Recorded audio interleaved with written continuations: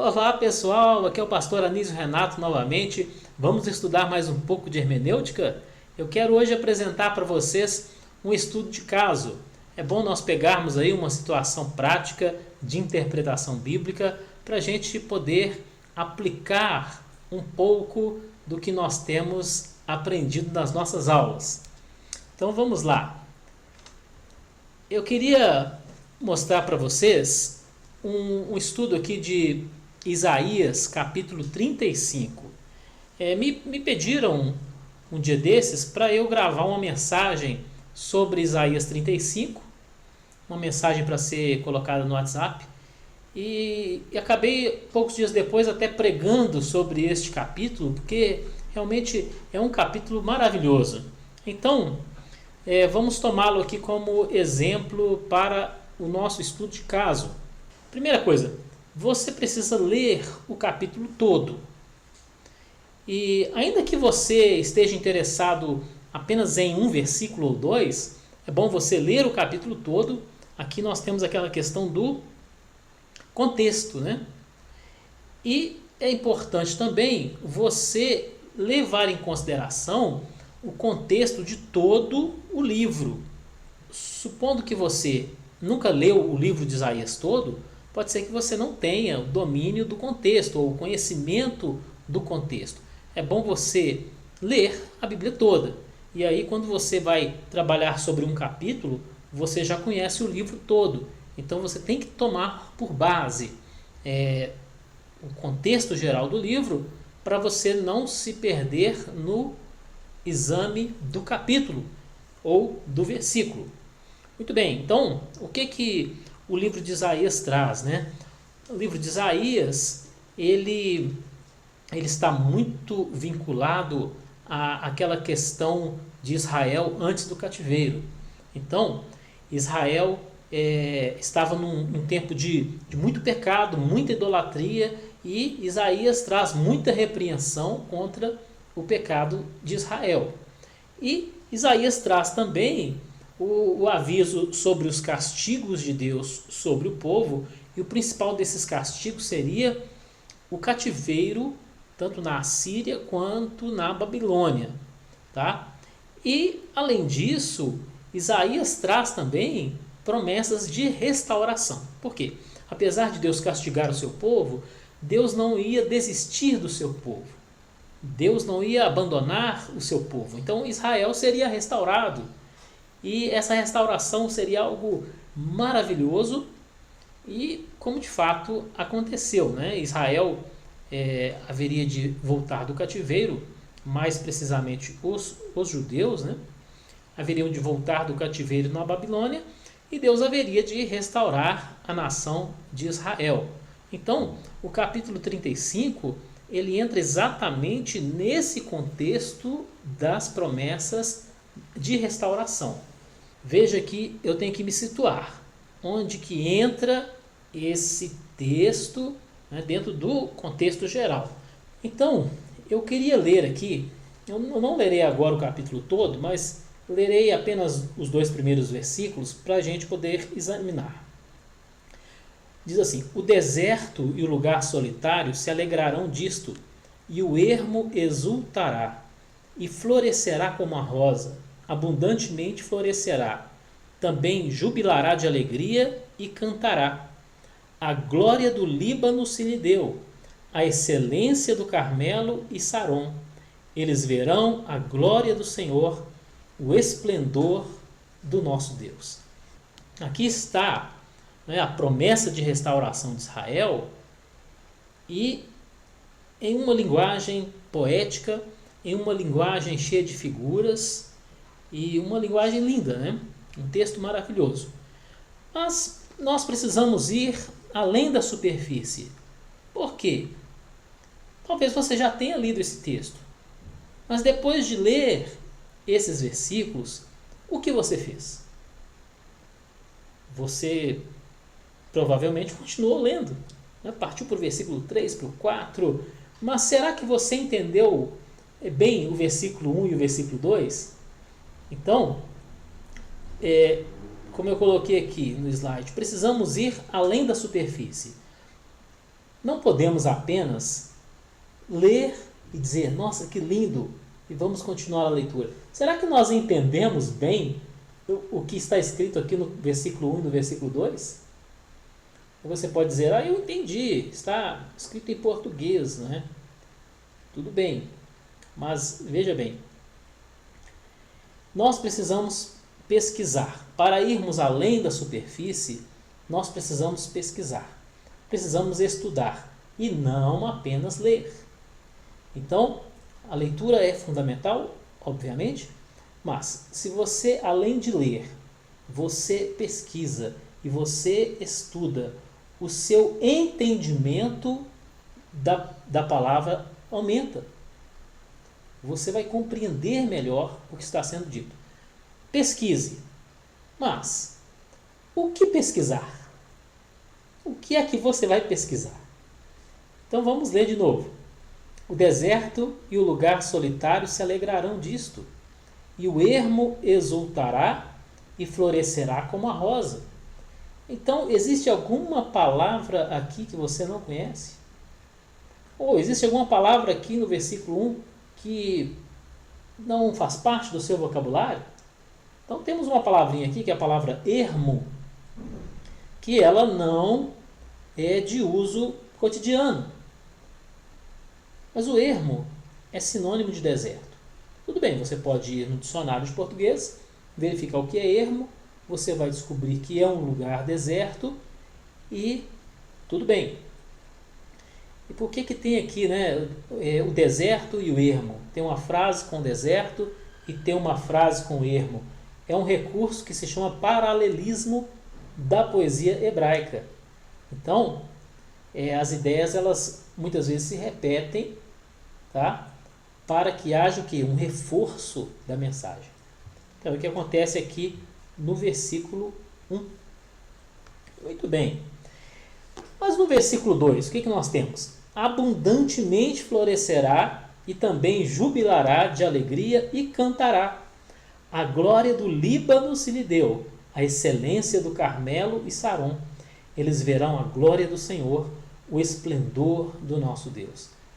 Agora nós temos aqui algumas palavrinhas que elas não fazem parte do nosso vocabulário, que são elementos geográficos. São eles Líbano, Carmelo e Saron. Então, se nós queremos compreender melhor o texto, compreender melhor a mensagem de Isaías, nós precisamos pesquisar esses elementos. Porque ele fala assim, a glória do Líbano se lhe deu. Tá bom, mas o que é a glória do Líbano? O que é isso? Você sabe? A glória do Líbano. E quem recebe a glória do Líbano? O deserto. O deserto recebe a glória do Líbano. Mas o que é a glória do Líbano? Diz assim, a excelência do Carmelo. O que é a excelência do Carmelo? O que é Carmelo? E Saron. Excelência de Saron. O que é Saron? Então nós precisamos pesquisar. Veja que nós não estamos diante de mistérios sobrenaturais, certo? Não é o caso de você orar e pedir, Deus, me revela o que é a glória do Líbano.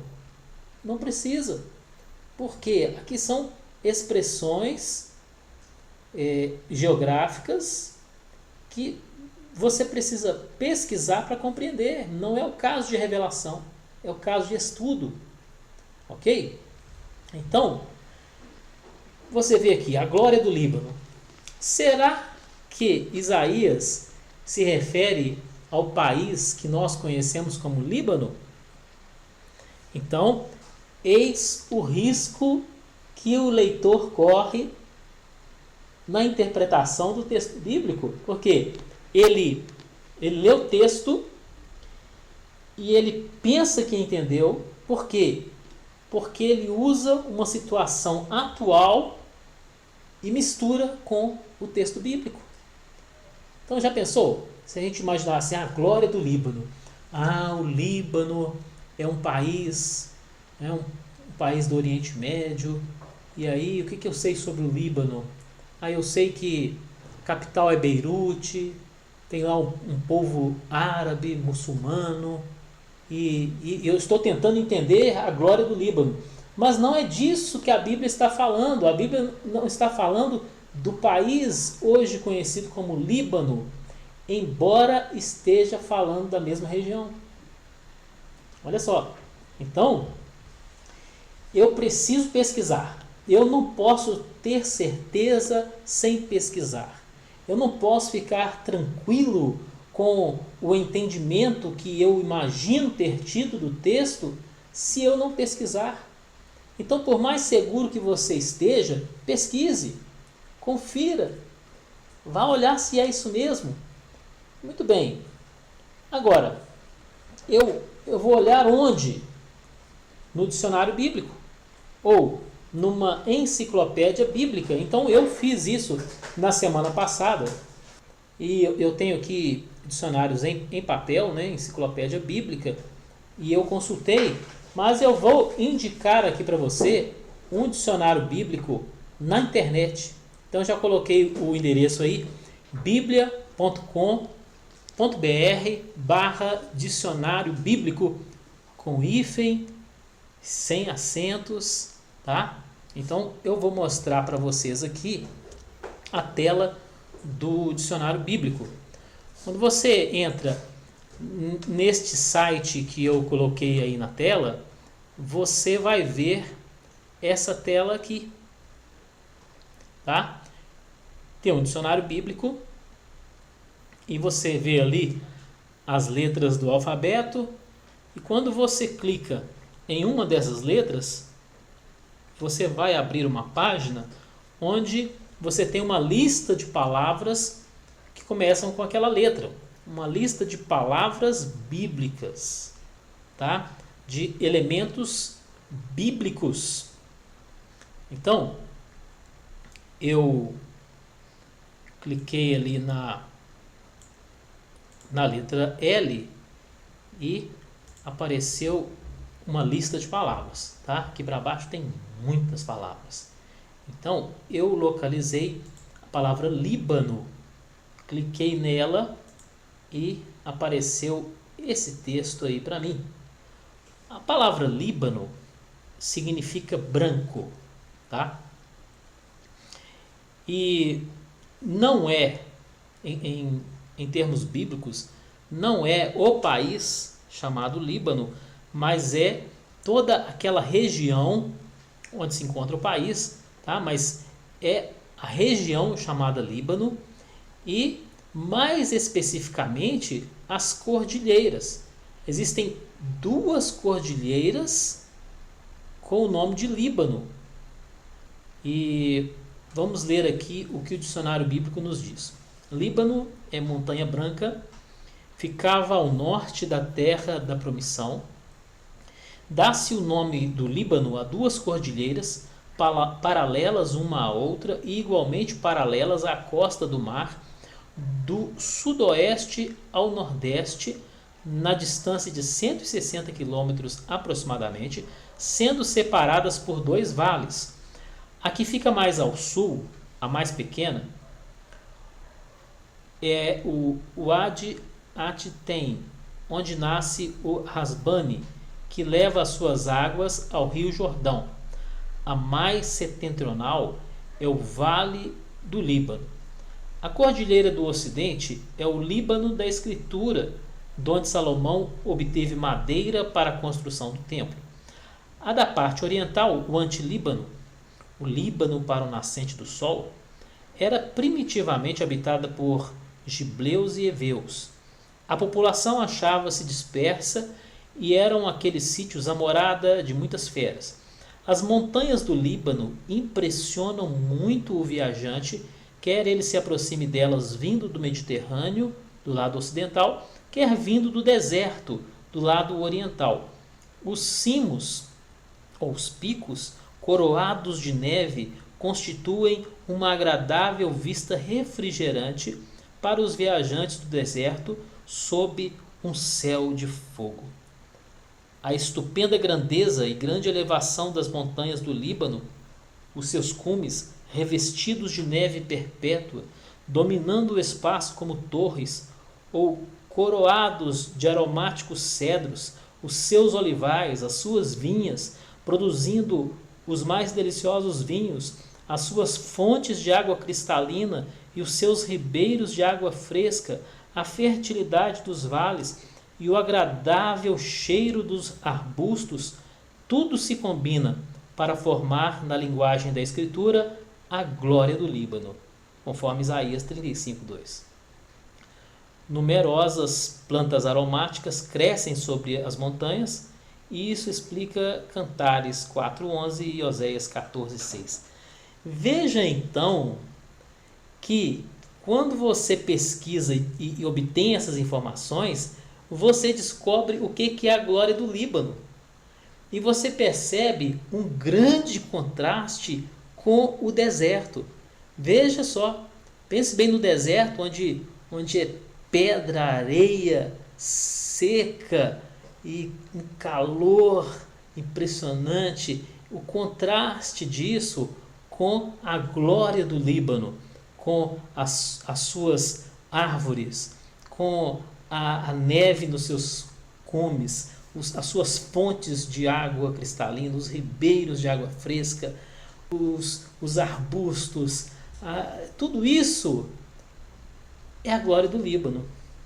Então, quando você pesquisa, você compreende, tá? Agora eu vou mostrar para você algumas fotos. Bom, vamos ver aqui. Veja primeiro a foto do deserto, que aqui é o deserto da Judéia. Veja bem. E olha o contraste com o Líbano, a foto do Líbano. Veja aqui. Agora você tem uma ideia do que é a glória do Líbano.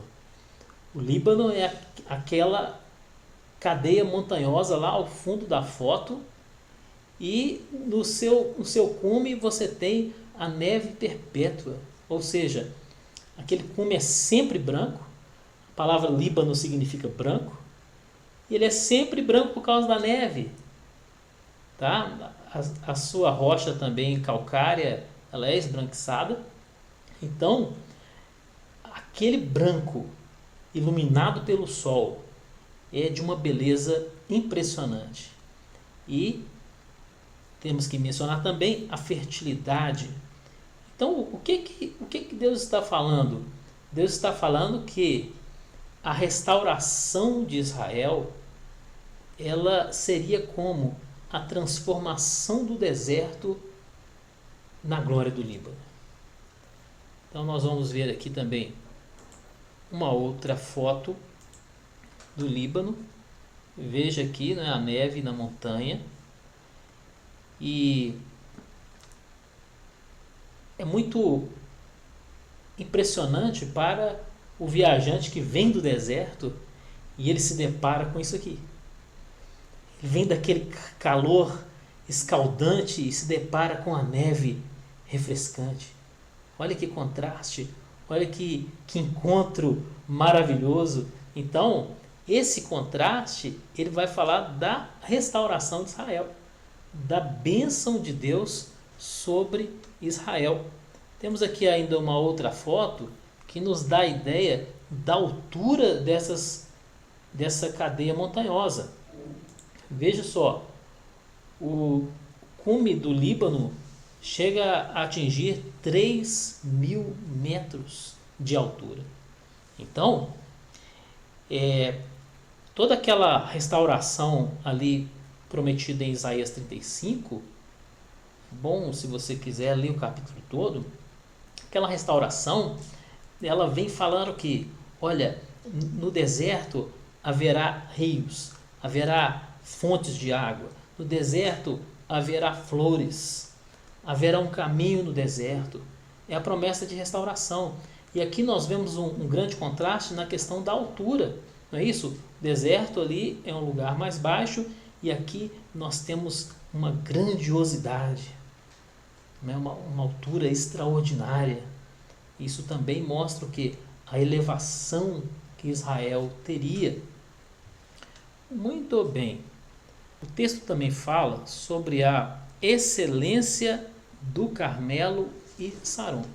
Então, o que é o Carmelo? O Carmelo é um monte em Israel. A palavra Carmelo significa jardim.